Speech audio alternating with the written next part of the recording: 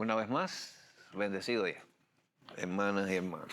Estar aquí en este lugar y en un día como hoy, en que venimos a darle gracias primero que todo al Padre que nos creó, al Padre Celestial, al Padre que es amigo, que es Señor, que es refugio, y tratar este tema sobre el Día de los Padres.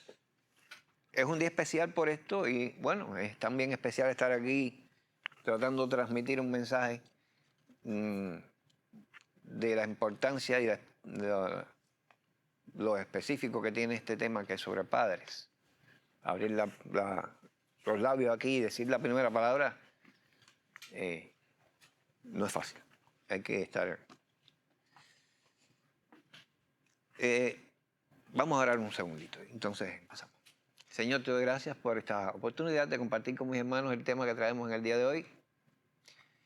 Día especial, día de los padres. Te pido que seas tú quien hable por mis labios, que seas tú quien tomes todo este tiempo y transmitas el mensaje necesario de la forma necesaria para cada uno de los hermanos que están aquí y hermanas. Bendice a los que no han podido estar por determinadas razones y sé con nosotros aquí. En el nombre de Jesús te doy las gracias, Padre. Amén. Estaba yo leyendo ahorita la letra de una canción que la hizo, ¿cómo se llama? Se llama Pietro de Benedictis. No sé si es argentino, pero el nombre suena como argentino. La letra se llama Mi querido viejo. Era un gran tipo, mi viejo. ¿Han oído? Yo no voy a hablar de mi viejo con tristeza. Voy a hablar con alegría y voy a hablar cosas buenas, cosas lindas. Y breve, porque lo voy a mencionar solamente para que sepan que es para mí un referente de todo cuanto yo puedo ser y hacer hoy en mi vida. Cuando yo llegué a la casa, cuando mi esposa y yo llegamos a la casa, con este mensaje, mi papá no creía, mi mamá no creía, ninguno ahí tenía una fe en esto. Mi mamá tenía su fe en otro tipo de religiones y eso, que no era tampoco que la practicaba activa yendo a reuniones de ese tipo, nada, pero la tenía en su casa. Mi viejo generalmente siempre dijo que él no creía en nada y se comportó como una persona que, pero bueno, realmente sí creía. Y yo hago esto porque yo reconozco que fue incluso la actitud de él que yo vi, lo que yo era muy pequeño y todavía esas cosas las captaba, pero no las analizaba en su profundidad. Pero sí lo veía de vez en cuando dirigiéndose a Dios. Entonces, me tocó que en las partes ya finales de su vida, mi hermana tuvo mucha lucha con ellos, yo no viví con ellos mucho tiempo, porque me bequé, y entre que becado y el trabajo y demás, mi hermana sí estuvo con mis viejos bastante tiempo ella sola. Una gran lucha.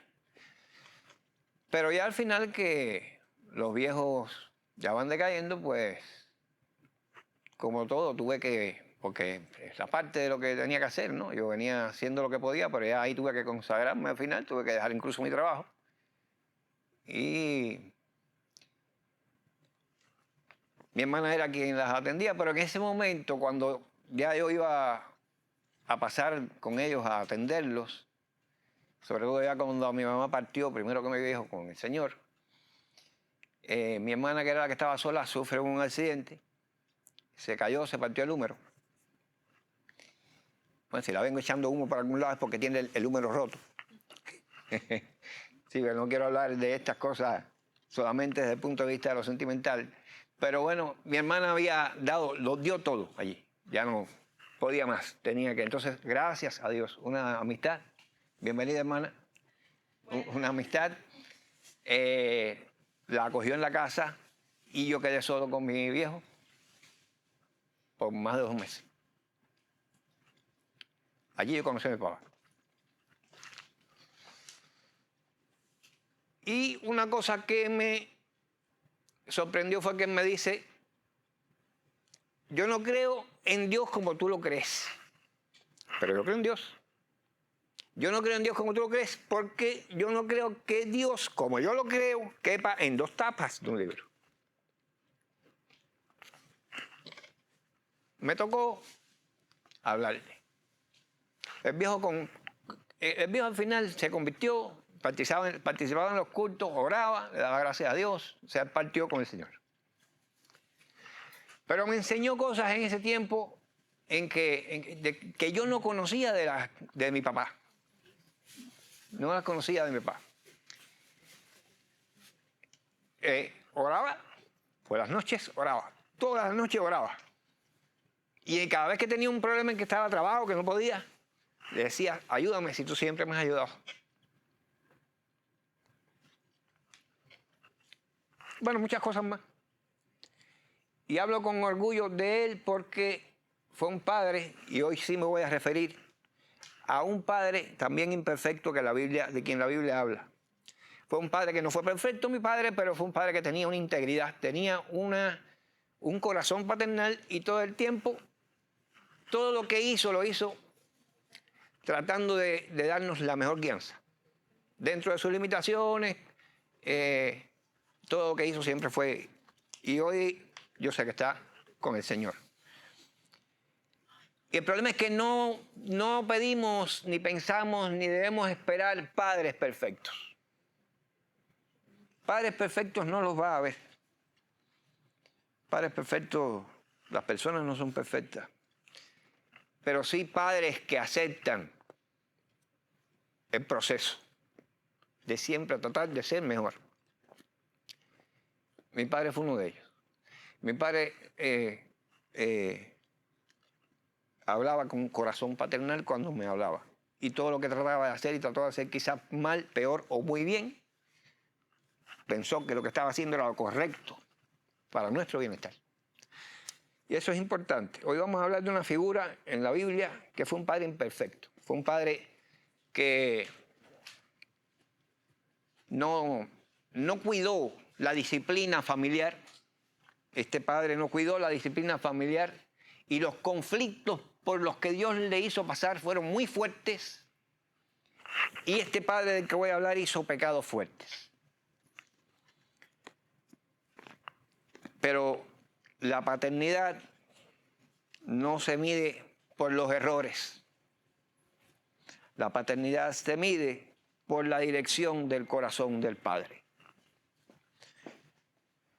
Le voy a hablar de David, profeta, guerrero, músico, escritor de varios salmos muy importantes, el rey David, pero era padre, además de todo esto.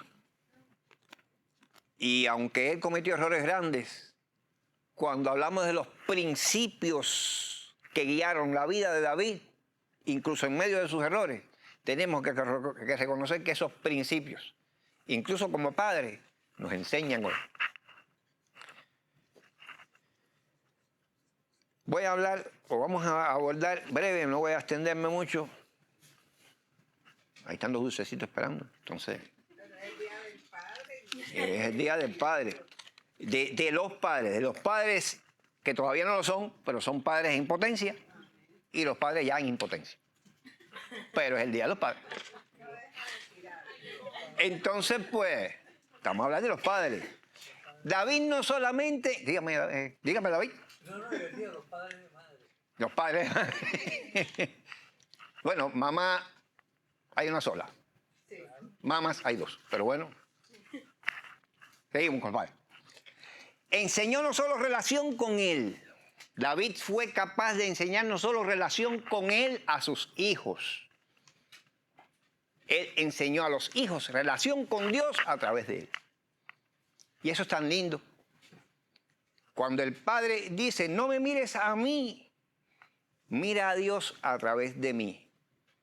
Yo tengo faltas, yo tengo errores. Todos lo tenemos, pero yo tengo. Tú me tienes a mí como padre y ambos tenemos a un padre que está de arriba. Conócelo a él a través de mí. Y eso fue importante. En el Salmo 34:11, que es un salmo de David, él le dice a sus hijos: venid, hijos, oídme, el temor de Jehová os enseñaré. Ese hombre, en medio de guerras, en medio de muchas dificultades, en medio de sus defectos personales, vengan y óiganme, hijos, vengan a mí, que les voy a enseñar el temor de Jehová. Y eso, a partir del corazón de un padre entregado a Dios, es importante. Aunque él no cuidó mucho la disciplina familiar, pero fue un modelo de vida en plena y constante relación con Dios.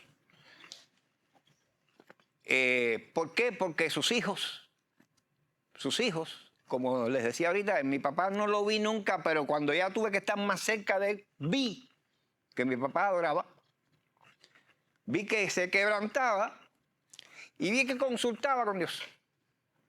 Y esto hacía David. Tenía todos sus errores, pero le pedía perdón a Dios. Le pedía ayuda a Dios. Y la aplicación es esta. El Padre no solo instruye y educa. El Padre también imparte una atmósfera espiritual positiva en su casa, de relación con el Padre de todos los seres humanos. Esa es la labor del Padre. El principio aquí es que los hijos van a quedar marcados siempre más por lo que ven que el padre hace que por lo que ven que el padre dice. El padre puede equivocarse, un padre humano puede equivocarse en una opinión, en una orientación, en una decisión, pero luego ¿qué hace con ese error? Eso es lo que va a marcar. Aunque no se lo diga a nadie, quizás por orgullo, por pena, por lo que sea, pero cuando el hijo está cerca y sabe que mi papá sabe que metió la pata y se siente mal por eso, eso es lo que marca el hijo. Esa relación íntima, y esa es la que Dios valora. Esa es la que Dios tiene en mente siempre con todos nosotros en la crianza de nuestros hijos. Como ustedes saben, yo tengo 3. El mayor está en Brasil. Le doy gracias a Dios porque cogió el camino este también del pastorado. Y estoy orgulloso de mis 3 hijos por diferentes cosas. Y de este hijo mío mayor también por esto, porque de los 3 escogió este camino. La del medio, que es con la que vivimos acá en Estados Unidos, y el más pequeño, el que vive en Cuba. Pero mis 3 hijos me han dicho en sus momentos cosas a mí que me han dado la luz de que ellos han entendido que he tratado de educarlos bien, que he tratado de hacer lo mejor. Y han comprendido cuando me he equivocado y han sido capaces de comprender que no somos perfectos. Cuando el padre falla y le pide perdón a un hijo por el error que cometió, en ese acto paternal, el hijo no solo aprende disciplina, el hijo aprende gracia, lo que es la gracia de Dios. Entonces es bueno ir a tus hijos, yo lo he hecho con los míos, en 3 etapas diferentes, 3 crianzas distintas cada uno. El mayor, que hoy es pastor, y fue el que en peores condiciones me cogió. Era el primero, y yo andaba todavía no convertido, y esto influyó en la forma en que en los primeros años él recibió de mi crianza. Yo he hablado con él de esto, él lo comprende. Todos mis hijos me aman mucho. Y el padre, cuando tiene un hijo, siempre trata de que en el hijo se vea cumplido todo aquello que él quiso tener, ¿no? A veces eso no es posible tampoco. Pero bueno, uno hace su esfuerzo y uno pone lo mejor ahí y los muchachos se dan cuenta de esto y lo agradecen. Lo agradecen mucho. Entonces David, en el Salmo 51, muestra cuántas grandes fallas tuvo en su vida, pero también el Salmo 51, con el Salmo de David, demuestra con cuánto corazón realmente arrepentido Él viene ante Dios por estas cosas y estos errores. Ustedes, si se leen la Biblia, cada historia de cada personaje y personalidad, ahí hay ambas cosas, en la Biblia hay personajes y personalidades. Si leen la Biblia, cada historia de cada persona que se menciona ahí, que gracias a Dios la Biblia es un libro histórico y comprobable, ustedes van a ver que las novelas brasileñas se quedan corticas. En dilemas, en problemas, en dificultades, la Biblia, David, vamos a ver la historia de David. Y esto es lo bueno que tiene este libro. Este libro no dice, no, David, todo un héroe, íntegro. No, la Biblia dice qué hizo mal y qué hizo bien. Y pone a Dios valorando la vida de cada cual. Y este hombre, David, a quien Dios llamó que era conforme a su corazón, fue homicida. Este hombre, conocen la historia los que lo han leído, vio a la esposa de un general de su ejército bañándose en la azotea, a Betsabé, la deseó y sencillamente mandó a ese general del ejército, a Urías, al campo de batalla, al frente, a que lo mataran. Y él entonces asumió a Jezabel para su vida como mujer. Fue un gran error. Está cometiendo pecados grandes, no solamente uno. Está cometiendo homicidio, está cometiendo adulterio, en fin. Ese fue David. Pero no quedó ahí. Tuvo problemas con sus hijos. Tenía a Amnón y Absalón. Amnón y Absalón eran dos hijos de él. Y tenía una hija, Tamar. Entonces, Amnón era medio hermano de Tamar. Absalón era hermano de los mismos padres de Tamar. Amnón abusó de Tamar. Absalón lo quería matar. Fíjense qué clase de problema de litigio familiar en la vida de un rey y en la vida de un hombre de Dios. David no tomó ningún tipo de represalia por lo que hizo Amnón con Tamar. No impuso la disciplina de padre, no pasó nada ahí. Y esto vino a resultar en que Absalón fue quien quiso vengar a su hermana. Y más adelante, este mismo Absalón se rebela y quiere destronar a David. Hijo rebelde. Miren qué clase de conflicto en la vida de un hombre cuyo corazón Dios considera que era conforme al corazón de él. Esto quiere decir que a veces las personas que uno ve enredadas en conflictos, en problemas, en decisiones que tiene que tomar y no las toma bien, o algo que debe hacer y falla en hacerlo, a veces no es que esa persona es de mal corazón, a veces es que esa persona no tiene la capacidad, no tiene la posibilidad, no sabe qué hacer exactamente, pero las acciones que David hizo están después como contraparte confrontadas con acciones que en lo espiritual tomó hacia Dios sobre todas estas cosas. Y en el Salmo 51 él le dice a Dios, si mal no recuerdo, 51:11, arráncame el corazón.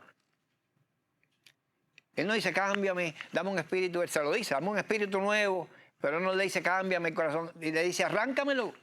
Él sabía que era como un cáncer, que tenía que ser quitado, aunque le doliera, le dijo, arráncame este corazón, ponme uno nuevo.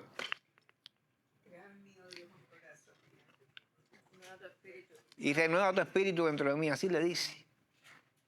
Eso es un dolor de un padre que no ha sabido hacer o no ha podido hacer lo que debía, lo reconoce. Es decir, su corazón no es un corazón malo, de maldad. No pudo. Y así hay muchos padres en la vida, lidiando con la vida. Y a veces lo que sucede es que no le ha llegado de una manera correcta la palabra de Dios. ¿A cuántos hogares pudiéramos nosotros llegar con la palabra de Dios que sanaría en esos hogares tantos dilemas que pueda ser que haya? Cambiaría tantas formas de ser que puede ser que tengan esos padres en esos lugares. Lo poderoso aquí es que siempre volvió a Dios. Jamás David se apartó de Dios, volvía a Dios realmente arrepentido, llorando. Él no endureció su corazón hacia Dios por las cosas que le pasó. Él reconoció todos sus pecados delante de Dios y los hizo públicos en lo que escribió. Cosa que pocas personas hacen. Él hizo públicos sus errores cuando los escribió y quedaron aquí plasmados en la Biblia para que los conocieran. Eso es un padre. Los buenos padres también tienen caídas, también caen. Pero cuando los buenos padres se levantan, hacen una acción con eso. Se levantan, se restauran y enseñan a sus hijos a levantarse y restaurarse en la relación con Dios. Eso hace un padre, que es un padre correcto, que no se las da de padre perfecto, pero sí conoce a Dios. Y trata de que todo el tiempo sea Dios quien esté guiando la relación y quien esté formando el carácter, la personalidad de los hijos. Cuando Absalón se rebela contra David y lo quiere destronar, en David no hubo ningún tipo de expresión de alegría porque le hubiera pasado tal cosa, sino que se oyen los gritos de David. Hay un... Se dice en Israel, eso puede ser cosa, ¿cómo le dicen? Tradición o... Leyenda. Tradición, leyenda. Hay otra palabra que ahora no viene a la mente, pero bueno. Que dicen que por las noches, en la tumba de Absalón, donde está el hijo de David, se oyen los gritos de David. Es difícil. Dice que Absalón gritaba, David gritaba, Absalón, hijo mío.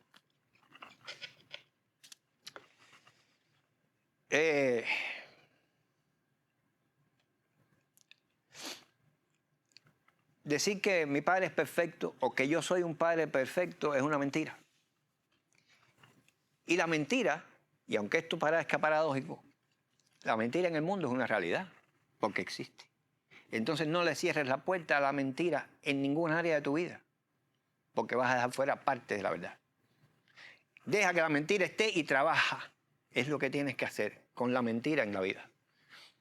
Y comprende que tiene un padre y que ese padre de la mentira, que es Satanás, no te domine ni te enrede con las mentiras acerca de todo cuanto tú tengas que abordar en tu vida, fundamentalmente en la responsabilidad que vas a tener con tus hijos. No te dejes engañar. Haz todo lo humanamente posible y no te dejes deprimir. Entiende que cuando falles, allá arriba hay uno que sabe cómo se restauran las cosas. Cree en Dios. Enséñale a Dios a tus hijos en tu vida. Y David dejó propósito generacional en sus hijos.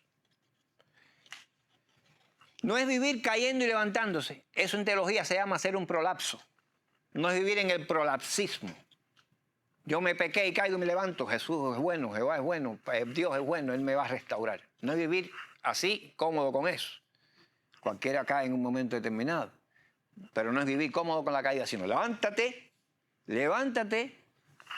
y haz como David. Entrega tu corazón. Arrepiéntete de verdad. El corazón contrito y humillado Él no va a rechazar.